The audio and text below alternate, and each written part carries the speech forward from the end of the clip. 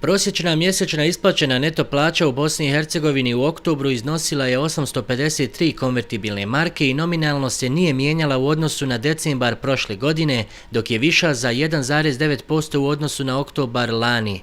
Najniža prosječna neto plaća od 538 maraka bila je u djelatnosti pružanja smještaja te pripreme i usluživanje hrane.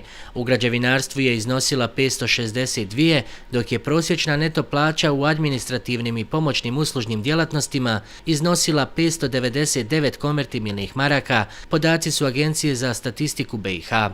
U financijskim i djelatnostima osiguranja prosječna neto plaća u oktobru iznosila je 1427, u proizvodnji i snabdijevanju električnom energijom, plinom, parom i klimatizaciji 1362, dok je prosječna neto plaća u sektoru informacija i komunikacija iznosila 1243 konvertibilne marke. Prosječna bruto plaća u BiH u oktobru iznosila je 1325 konvertibilnih maraka i nominalno se nije mijenjala u odnosu na decembar prošle godine, dok je u odnosu na oktobar lani viša za 2%.